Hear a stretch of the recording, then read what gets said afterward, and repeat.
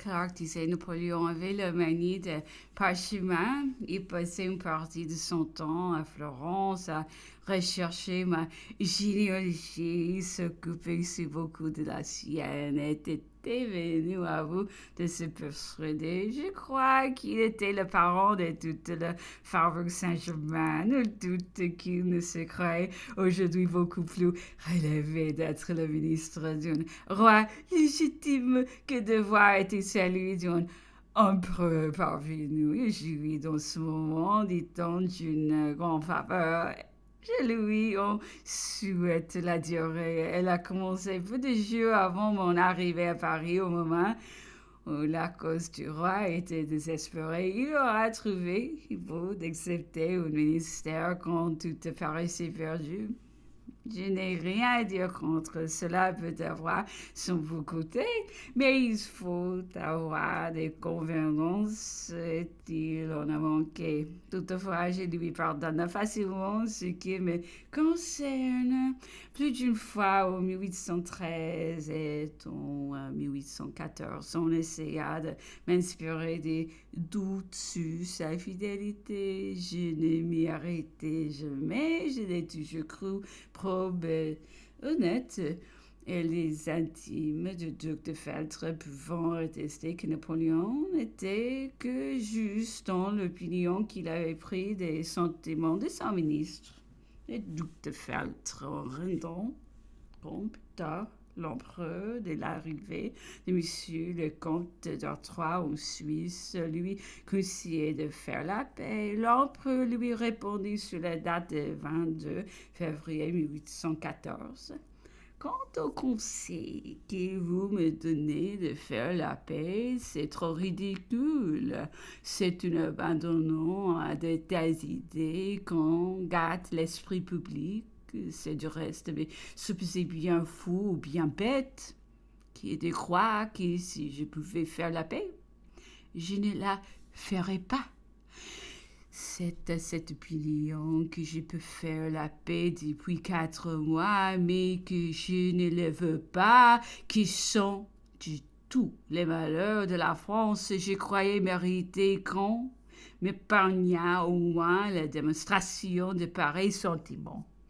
L'empereur, revenant à l'époque des Campo Formio, s'est arrêté sur le compte d'intrigue. Son arrestation, les papiers qu'on lui saisit, les grandes découvertes qui fourniront l'indulgence avec laquelle il traita la déloyauté dont il en fait payer.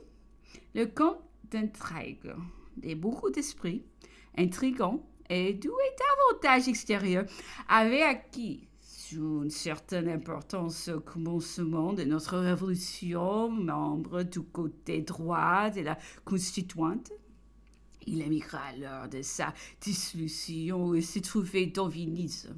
Au moment où nous mentions cette ville sous un titre diplomatique russe, il y a des l'âme et l'argent de toute la machination qui s'est trémée contre la France. Quand il jugia le péril de cette république, il voulut s'évader, mais il tomba dans un de nos postes et fut pris avec tous ses papiers. Le général en chef nomma une commission spéciale pour en faire le dépouillement, et l'on demeura fort étonné des mystères qui découvriront. On y trouva entre autres toutes les preuves de la trahison de Pichigru qui avait sacrifié ce soldat pour faciliter les opérations de l'ennemi. Les plus grands crimes qu'un homme puisse commettre sur la terre, s'écriait avec indignation l'empereur, c'est à lui de faire égorger froidement les hommes dont la vie est confiée à votre discrétion est à votre honneur.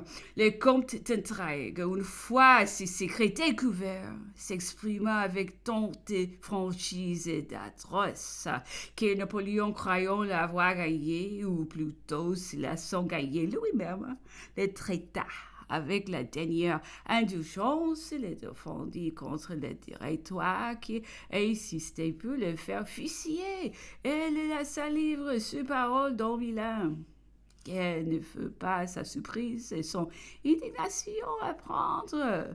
Un matin que M. d'Entraigues venait de sa vidéo suisse et publiait une belle infâme contre lui reprochant les mauvais traitements qu'on avait reçus, se plaignant d'en avoir été mis au fer. Cette imposture causa un tel scandale que plusieurs diplomates étrangers qui avaient été témoins du contraire le témoigneront spontanément dans une déclaration publique. Ce compte d'intrigue. Aussi tard qu'en 1814, je crois, est mort en Angleterre d'une manière affreuse, assassiné par son valet de chambre, à l'aveu de sa femme, la célèbre chanteuse Sainte Huberti.